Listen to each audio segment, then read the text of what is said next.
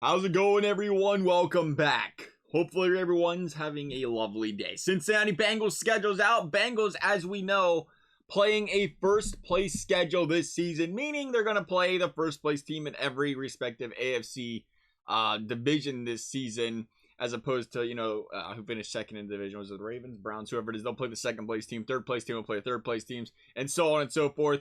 Other than that, though, you see a lot of the common opponents put together between the rest of the AFC North teams. Nonetheless, though, the Bengals have been a team we've seen all over the place so far as analysts are concerned. Oh, they might not even finish, top 2 in their division. They're looking like third place in the division. They might miss playoffs. What's going to happen for the Cincinnati Bengals exiting a Super Bowl appearance? Week 1, Pittsburgh. I tell you what, Bengals, Pittsburgh last year, it wasn't pretty if you was a Steelers fan. Joe Mixon went for 255 yards, averaging 5 yards a pop, 5.9 yards a pop in those 2 games against the Steelers last season. This season, Pittsburgh gonna enter in with a new quarterback in Mitchell Trubisky. Trubisky still trying to really prove himself as a quarterback, if you would, in this league. Coming over to Pittsburgh, maybe things will work out for him. Nonetheless, it's week 1. Bengals clearly showed they could move the football in multiple facets against the Steelers team last season. I think this is one Steelers trying to figure things out week 1. Bengals ready to roll. Bengals going to start 1-0 to start the season. Week 2, Bengals going to go up against the Dallas Cowboys. I think Dallas is a team you like to play earlier in the year this year. Dallas, a team that has been just built around a solid, stout offensive line now for years. By the looks of it, they're going to start rookie first-round draft pick Tyler Smith at left guard this season. As we know, when you shake up the offensive line, especially when you bring in them rookies, it takes a little bit to kind of build that chemistry. And you know what? You really don't know what they got in this guy. You want to believe a first-round pick's going to be well, but as Bengals fans, we know what can happen with them first-round draft picks as far as offensive line's concerned. We'll be watching, to say the least, if this guy can hold up that interior of this Dallas Cowboys line. Because, again, they like to lean on that run game.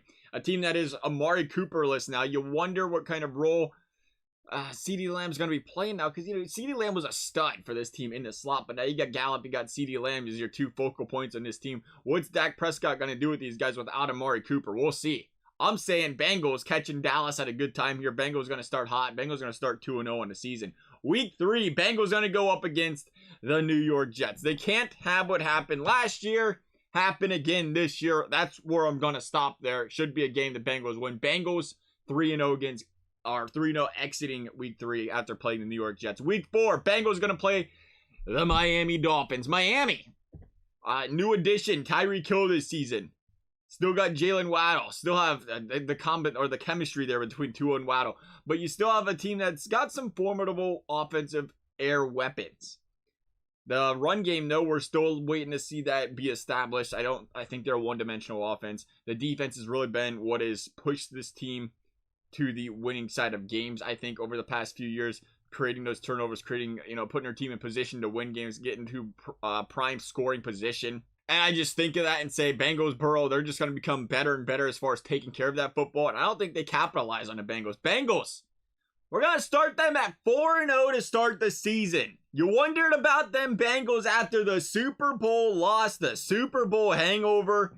I think the media is going to have a lot to digest if the Cincinnati Bengals start the season 4-0, feeling pretty good about themselves. They're going to go into week 5 feeling pretty good about themselves. And they have the Baltimore Ravens in Baltimore. And I think this is the first team that slows the Bengals down this season. Now, Baltimore, lots of injuries last season. I know it's all you heard about that, or Baltimore. It is true. Their defense was completely obliterated. Their defense, that was the real reason the Bengals lost the first 2 games Joe Burrow faced against Baltimore. That said, hey, we better bench Joe Burrow in the 4th quarter for his own health and safety in his rookie campaign. You're going to see a lot of those faces come back for Baltimore this season. And I think the Bengals are going to have their first true challenge of the season in Baltimore. And I think Baltimore, after what happened to them last season, they're going to find a way to get a little retribution, if you will, against the Cincinnati Bengals. I'm going to say Baltimore wins this one. Bengals 4-1 on the season, though. Still can't go wrong with 4-1. Week 6, heading out to New Orleans. New Orleans, you wonder what's going to happen to these teams that were in the Deshaun Watson sweepstakes but did not win them. What that's going to do to the QB morale in that particular locker room or the team morale in general. Nonetheless, with the Saints, Jameis Winston's still a heck of a quarterback. He becomes out here, starts for these New Orleans Saints as most would expect here. He was 5-2 under center last year for the Saints. It was when they brought in Trevor Siemian and company where things really just fell apart for the Saints. And you consider he comes in this season, I think they play in New Orleans. A tough place to play. That's a tough team to match up against too when you got Kamara coming out of the back. But that was one area the Bengals, it did cause them fits time and time again last season, was when you had that versatile guy in the backfield that could go all over the place. We'll see what the Bengals do this season with that. I'm going to say they lose to the New Orleans Saints. Bengals going to be 4-2 on the season. Bengals going to continue the NFC South trip, though. They're going to go and play the Atlanta Falcons. Atlanta, a team, speaking of the sweepstakes, going to see their franchise quarterback for well over a decade, Matt Ryan, exit this organization. They got a lot of question marks at that position right now, I think. I think the Bengals are in a situation against Atlanta where you say you got to win this game. When you play a tough schedule like the Bengals, these are must-win games. Bengals going to beat the Atlanta Falcons. Bengals going to go 5-2. Bengals going to go up against the Cleveland Browns. Week 8. I think you look at Week 8 and you say, Deshaun Watson still should not be playing. 8-game suspension seems more than reasonable. I really would say throw him out for the year. You consider, all things considered, it's the league's investigation. We're not going to go down the route here. But we're going to just predict Deshaun Watson not playing Week 8. And I think that's a game changer for the Browns. Game changer for the Bengals. You struggle to stop Baker Mayfield to that offensive line of the Browns. So I'm going to say the Bengals take this one against the Browns. Bengals going to start 6-2. First half of the season. Not looking too shabby. Week 9. Bengals got the Panthers again. Sam Darnold and company have not proven themselves as a team the Bengals should be too worried about. You don't sleep on the bad teams. You got to take them serious or you falter like the Bengals did against the Jets. But again, it's a team you look in the Bengals say it's a must win on a schedule. Bengals 7-2. Hot start to the season. Entering the Week 10 bye week. You got to like what this team's doing. Then the Bengals going to go up against the Pittsburgh Steelers again. And we don't do this often, where we predict a sweep against a team in a division, because it's really hard to do, especially in an AFC North division that is loaded. But I think just looking at the Trubisky situation, looking at how the Cincinnati Bengals ran all over the Pittsburgh Steelers last season. They ran all over the Pittsburgh Steelers without an offensive line. You're going to have a huge offensive line improvement where Week 11, this team's going to be a formidable bunch on the offensive front. It's still going to be impossible to stop TJ Watt. You're just not going to slow him down, or you're just not going to stop him. Can you slow him down for some plays? Absolutely. But the fact that the Bengals can run all over this defense says a lot. Because this is a team that's going to pass all over this entire league, I think, this season. And when you have a run game, that when that pass game might falter a little bit against a good pass rush, that can just run all over a team, that's going to make them hard to stop. And until the Pittsburgh Steelers find an answer to that Bengals offense, I don't see them beating them. Bengals going to pick up another win, sweep the Steelers for a second straight year. Bengals 8-2 to start the year. Gonna need that too. Heading into Tennessee, tough place to play once again. Tennessee, a team that just annihilated Joe Burrow in the playoffs last season. What was it, 9 sacks? Way too many. It felt like he was getting knocked down every play. Big difference this year again. They're going to have an offensive line. And to come in this late into the season, I believe there's going to be a substantial improvement from this offensive line, and the Bengals are going to have more time to throw the football. I think of more of how the Bengals played the Titans 2 years ago than they did last year. 2 years ago, where the Bengals were a football team with a rookie quarterback that finished with a less than stellar record, to say the least. But they went and beat Tennessee. Burrow had some time to throw the football in that game, make some plays. I think you allow him now once again this season, and they're going to have their ways with the Tennessee Titans defense. Derrick Henry, 3.1 yards per carry last season against the Cincinnati Bengals in that playoff game. A big deal because this is Derrick Henry's team. Period. And you wonder with 8 games out with injury last season with Derrick Henry, you have to wonder about that wear and tear on this guy's body. This guy was carrying the ball 300 times a season. He had 212 carries through half the season last year. The guy was on pace for 400 carries. Now, considering, the first couple years he didn't carry the ball as much, so he still wasn't at that, milestone 2,000 carries mark in his career, so you still wonder. But I do wonder the wear and tear on Derrick Henry's body. He was an absolute animal. But I start to wonder late in the season if you start to notice that, how healthy he is. And I think that just plays into the Bengals' hands some more. No A.J. Brown.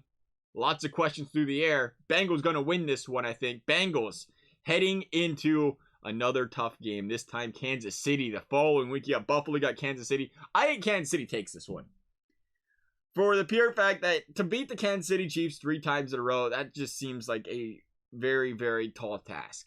With a guy like Patrick Mahomes, you have to respect this team. I know Tyreek Hill now. They still do have Travis Kelce, and they still do have, again, Patrick Mahomes is going to find a way to move that football around and make plays. I think Kansas City finally gets their payback, if you will, here against the Bengals. They're going to beat the Bengals here. And this stretch here is really why it's so important. The Bengals got to win those games early in the season because this is the tough ones. You're going to go to Kansas City. Now they're going to go play Cleveland. Cleveland, who I would think at this point Deshaun Watson's going to be back. And again, it's such a big deal because we've watched the way Baker Mayfield, the only reason Baker Mayfield's really had a job for the last 3 years, sometimes you could say, is because of the way he plays the Bengals. There's a lot of truth behind that. How many times have we seen Baker enter a game against the Bengals and say, this is really do or die for this guy? There's so many question marks. And he lights the Bengals up.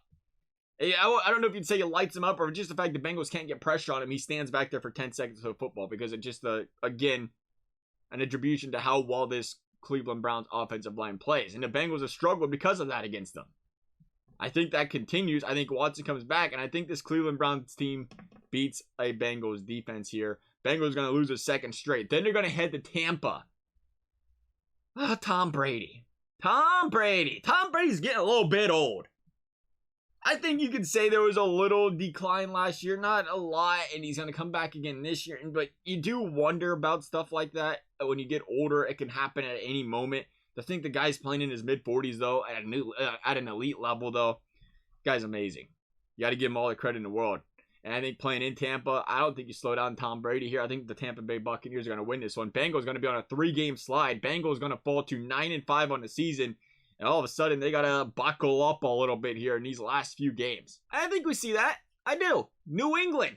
Week 16 in New England. Tough place to play. Yeah, Mac Jones on the rise. I still like the Joe Burrow matchup here and favorable matchup for him. I think this is a New England Patriots team that we know Bill Belichick's mantra is stop the opposing teams number one and make them beat you another way.